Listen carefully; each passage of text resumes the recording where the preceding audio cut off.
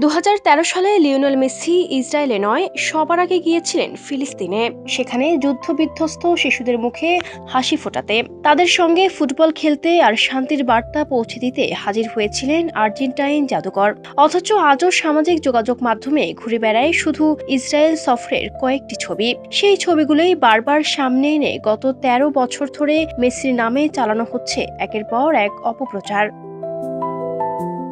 চলুন আজ জেনে নেওয়া যাক 2013 সালের সেই সফরের পুরো গল্প। পুরো ঘটনাটা জানার পর হয়তো আপনিও ভাববেন, ফুটবল মাঠে যার শ্রেষ্ঠত্বকে হারানো যায়নি, তাকে কি মাঠের বাইরের একটি অসম্পূর্ণ গল্প দিয়ে ছোট করার চেষ্টা করা হচ্ছে? এই ছবিগুলো দেখেই তো বলা হয় মেসি ইসরায়েলকে সমর্থন করেছিলেন। কিন্তু প্রশ্ন হলো, একটি ছবি কি কখনো পুরো সত্য বলে? আর যদি এই সফরের জন্য সমালোচনা করতেই হয়, তাহলে মেসি একাই কেন? ছিলেন জাভি, পিকে, বুস্কেট সহ বার্সেলোনার পুরো দল। তাহলে গত 13 বছরে নেইমারকে নিয়ে একই ধরনের প্রচারণা কোথায়? তার ছবিগুলো নিয়ে এত আলোচনা হয় না কেন? তাহলে কি সমস্যা সফরে নয়, সমস্যা শুধু মেসির নামটাতেই? কারণ মেসিকে নিয়ে বিতর্ক তৈরি করলে সেটাই বেশি ছড়ায়, বেশি আলোচনায় আসে।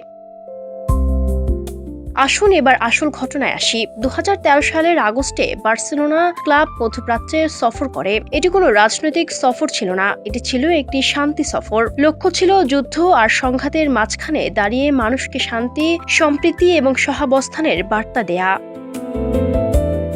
সবচেয়ে গুরুত্বপূর্ণ বিষয় হলো, মেসি প্রথমে যান ফিলিস্তিনে। আন্তর্জাতিক সংবাদ মাধ্যমের তথ্য অনুযায়ী পশ্চিম তীরের হেব্রনে আল-দুরা স্টেডিয়ামে ফিলিস্তিনি শিশুদের সঙ্গে ফুটবল খেলেন তিনি। অংশ নেন প্রশিক্ষণ কর্মশালায়। যুদ্ধের ভয় আর ধ্বংসস্তূপের মাঝেও শিশুদের মুখে হাসি ফোটানোর চেষ্টা করেন, শান্তির বার্তা পৌঁছে দেন তাদের কাছে। এরপরই বার্সেলোনা দল সফর করে ইসরায়েলে। সেখানেও একই বার্তা, শান্তি, সহাবস্থান এবং মানবতার। অর্থাৎ সফরের উদ্দেশ্য ছিল না কোনো একটি দেশের পক্ষ নেয়া, বরং দুই দেশের মানুষের কাছেই একই আহ্বান পৌঁছে দেয়া। কিন্তু দুঃখের বিষয়, সময়ের সঙ্গে সঙ্গে পুরো গল্পটা হারিয়ে গেল। ফিলিস্তিনি শিশুদের মুখে মেসির হাসিমাখা মুহূর্তগুলোকে আড়াল করে রাখা হলো। সামনে আনা হলো শুধু ইসরায়েল সফরের কয়েকটি ছবি। তারপর সেই ছবিগুলো দিয়েই তৈরি হলো এমন একটি বর্ণনা, যেন মেসি শুধু ইসরায়েলেই গিয়েছিলেন।